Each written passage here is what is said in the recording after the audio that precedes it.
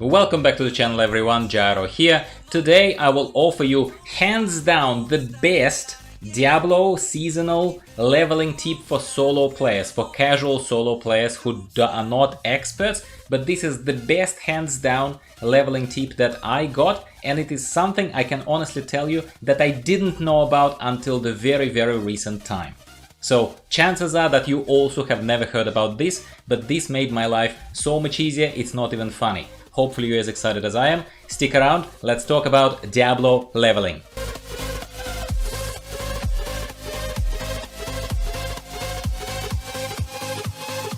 First of all, you create a seasonal character. You tick a box that you want to create a seasonal character.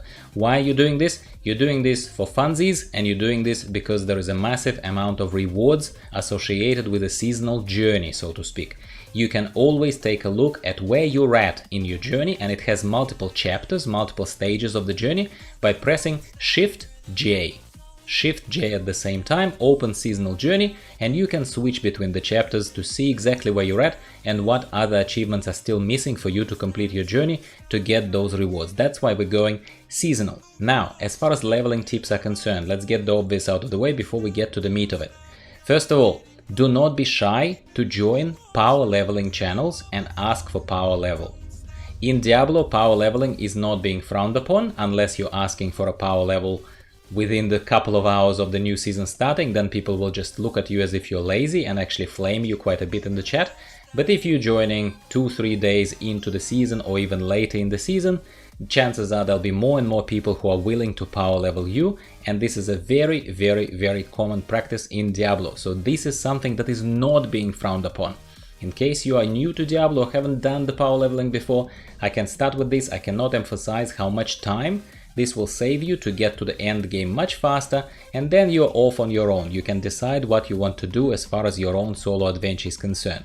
This is a very easy, efficient option for those who have played through the game already. Yeah, it's quite fun. I have to acknowledge, however, that after a long break, if you have been playing Diablo maybe in like season 15, season 17, and have left for a few seasons, which is kind of quite a few months, yes, I think each season comes every 3 months or so. So I do think that it's actually quite a lot of fun to actually allow yourself to properly level solo without having people power leveling you.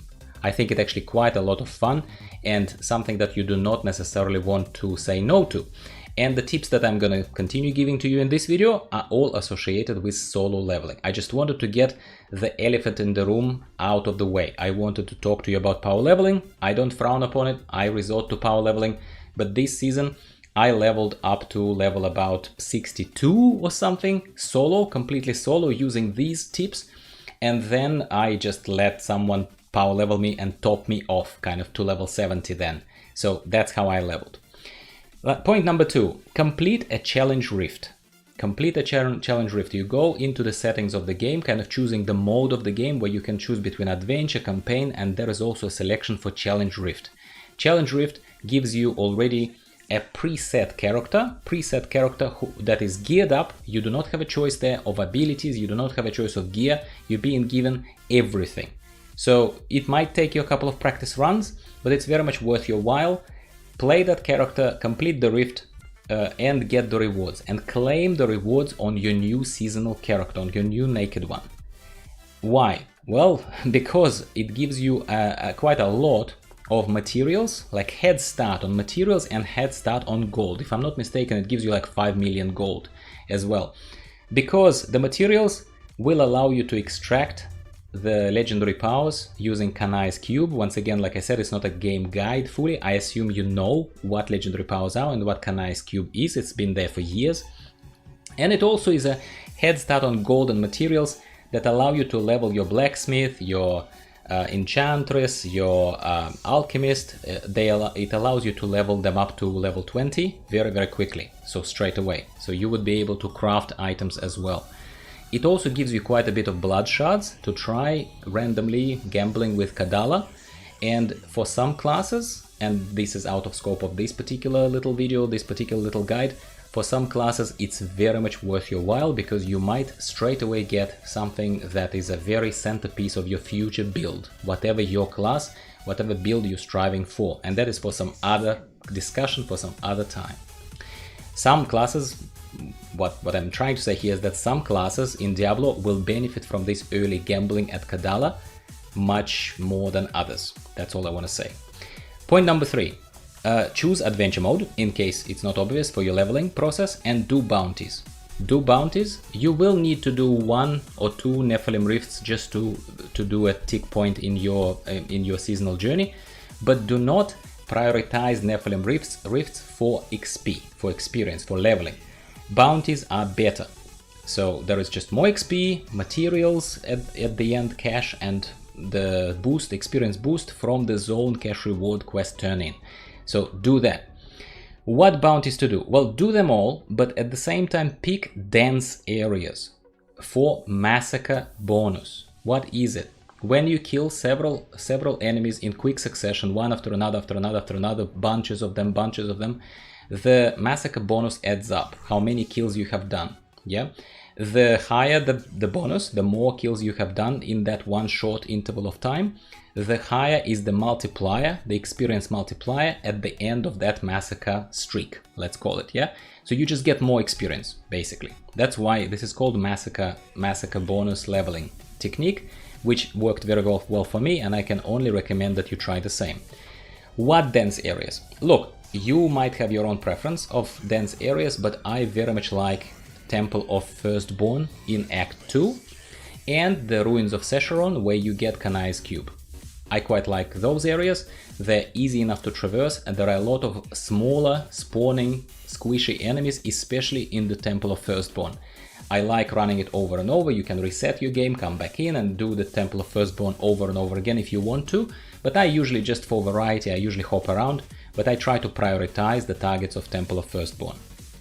At level 23, and obviously after doing some bounties, you should get your hands on the blacksmithing recipe, the set recipe, green one, for Cain's Fate set.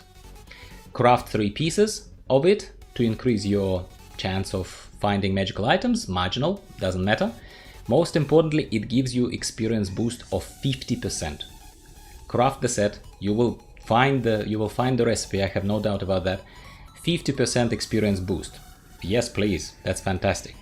Plus, and this is something not sequential, this is something that is just an advice coming here in this experience gains boost element of this video, but do it as early as you can. As soon as you get a socket in your helmet, however early it is, plug your best ruby into it for extra experience boost. It all adds up, and in this case quite massively. Don't forget that you have quite a few levels to go through, and the sooner you get those experience things, those massacre bonuses, it all adds up and you will be there before you know it.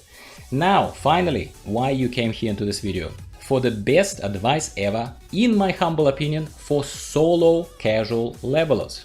Ready? It is about getting the best weapon you can. Yes, it sounds obvious, but I'll tell you how to get it. So here's an example of a reasonable, what I would call a reasonable legendary drop that happened around level 58 for me. So this legendary mace, in the example that's shown right now at my current level 61, it gives me about 29,000 damage, at least on the sheet, on the damage sheet it shows that. 29,000 damage. Now, if I replace it with this yellow crafted mace, I get roughly triple the damage. Triple. And at the point, spoiler alert, when I first was able to use this weapon, it was not even the triple amount of damage. It was quadruple amount of damage. It was absolutely out of the ballpark OP. Now how? How? Actually very easy. But you need to know the trick that I didn't know and that I've learned from a lot more dedicated Diablo creator, Rax. Details of his channel are on the screen right now. If you are serious in about Diablo, you need to follow more than just me with my casual perspective, but people like Rax, they're serious, they make money on it, it's their job basically. So go check out his channel, he has a lot more to tell you about this, and I've learned a lot from him, so thanks to Rax for this advice. Here's how you get the mace to work for you at level 61, or the point is that you can get it to work even earlier for you at this OP level, right? You craft a level 70 two-handed mace or staff or whatever it is that weapon for your class. Level 70 yellow.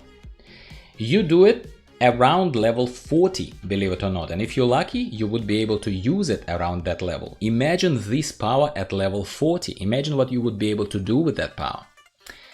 Each time you craft anything in Diablo, it rolls random stats, as we all know, yeah? So you keep crafting until you get a weapon with life per hit stat on it. Just trust me here, you need that stat, it's magic, okay? Just trust me. Once you got one, and you could be lucky to get it straight away, you could be unlucky and waste quite a lot of mats on it, that's just what happens. You go to your mythic and basically enchant it. You need to select a secondary stat, not the life per hit stat, but secondary stat that, according to Rax, is not crowd control stat, is not crowd control. I'm just repeating the point that I've learned, and it worked well for me. I hope it works for you. I'm just spreading the good word here, just trust me. That's what you need to be lucky with rolling the right stat that we're about to do. So having said that, in this demo recording, I was actually not lucky straight up, and I ran out of materials, which are actually very cheap. It's a cheap reroll. It's a very cheap one, as you can see. It just, I ran out of it, okay? But it worked for me with the weapon that I'm demonstrating to you, that I've already shown you. So trust me, it works, okay? So basically, now that you've selected this secondary stat that's not crowd control, you keep re-rolling that secondary stat until you get level requirement reduced by a number. It can be, you can be very lucky and get the maximum level reduction by 30.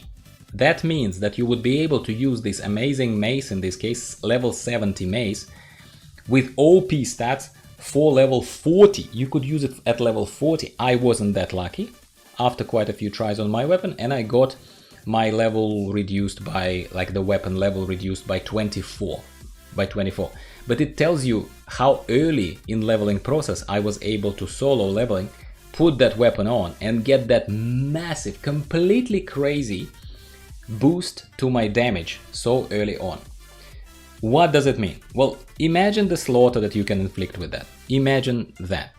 You can immediately change difficulty of the game to 1 or 2 levels higher, which comes with a multiplier of rewards and multiplier of XP that you get, right?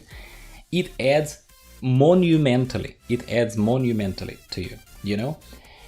And that's it. That is the best tip that I can give you. That's something that I was using, and if you're not just power leveling and kind of that doesn't particularly matter, if you are after efficient solo leveling at your own pace, and if no one is power leveling people or you just don't want to deal with people, these are the best tips that I have for you. I hope this helps you. If it does, give the video a like so that more people can see it. Subscribe to the channel for more casual reviews of different classes in Diablo season. And for some Outriders, at the moment, the plan is that I'll be splitting my time 50-50 between the two games. Outriders, Diablo, Outriders, Diablo. Thanks very much. This was Gyro, signing off for now. I'll be speaking with you again 2 weeks, 2 videos per week, not 2 weeks. 2 videos per week is still the schedule that I'm aiming for. Thanks very much. Looking forward to speaking with you in the comments down below. Like the video, subscribe if you haven't already. See you later. Bye-bye.